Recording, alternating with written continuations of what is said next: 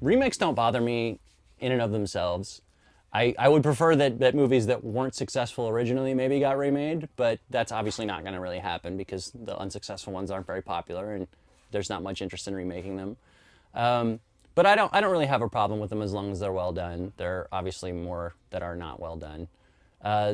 Two that I really like. One is a sort of unpopular opinion, but I think that the Footloose remake is actually way better than the original one. It has a lot more empathy for its characters.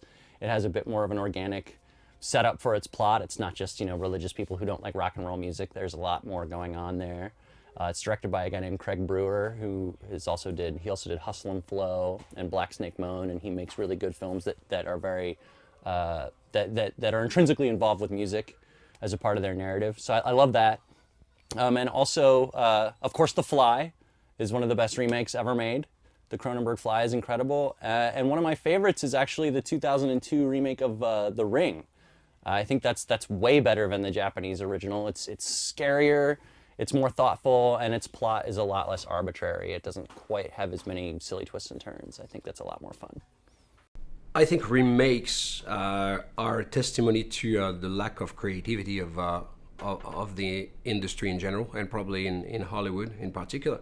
To me, the remakes are generational, if that makes sense. So whether it's good or not, one original movie might have been fantastic at the time it was made, and compelling at the time it was made, and then through the years, people try to adapt them to the current audience, and it lost its power because of the context. One that comes to mind is Rollerball, for example.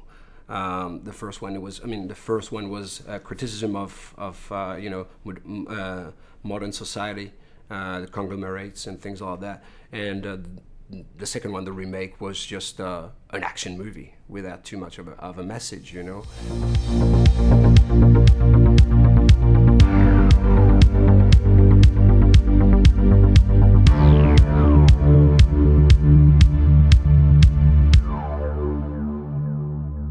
Another one which strangely might surprise people is Clash of the Titans, for example, which was an epic movie back when it was originally made, and then it was just shambles just green screen shenanigans in the remake, and that was sad.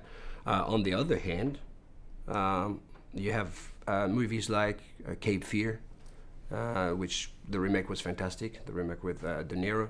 You had another movie that I can think about would probably be Ocean's 11.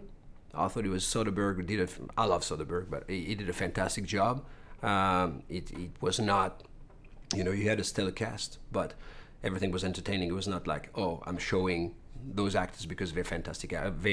They're the hip actors of the time, but there was a story behind it, and it was funny, it was entertaining and engaging.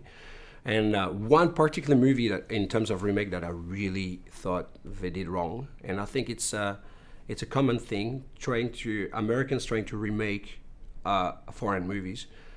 Just Visiting, which was a hit in France, called Les Visiteurs, and it was, as I like to call it, it was lost in translation. Everything was in the original movie was relating to French society and the difference between middle-aged French society and modern society, and the languages and the difference in languages, and all that was lost in the American remake. A great remake, I think, is Blowout from Brian De Palma. I think it takes Antonioni's Blow Up and does something new and interesting with it, and I actually prefer it to the original. A bad remake, I think something like Total Recall or RoboCop. I think remaking something 15 years after the fact and adding nothing new is redundant.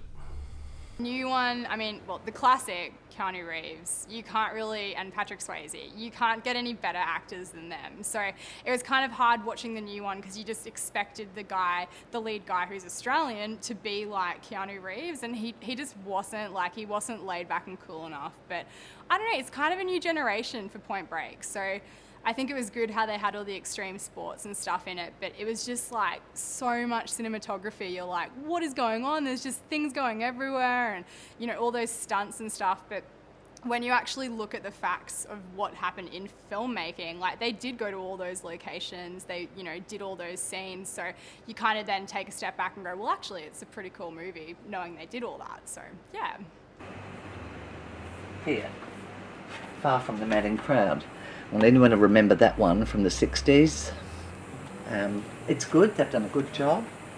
But things like the original one, which I do have, technology changing and that, they won't be available. You've got Point Break happening. I think I've still got the original Point Break. Let me see. It's an older one that's going to be catalogued. So we'll have a look.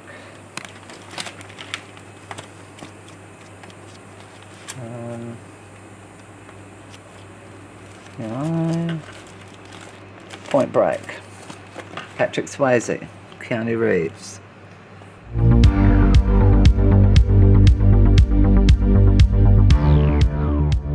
There will be a lot. There'll be a lot that are lost. It was the closing of a store. You know, you sell up the library, people will buy them, they'll have a copy, but there won't really be any other way to access that product.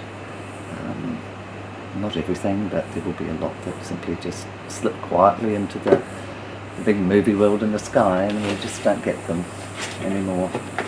I don't mind remakes per se. I think movies have always been remade and stories have always been retold, but I think it speaks to the industry going for what's safe and what's known. I think it's a phase that it's going through, and it'll eventually change. But yeah, I think there's nothing wrong with a remake as such.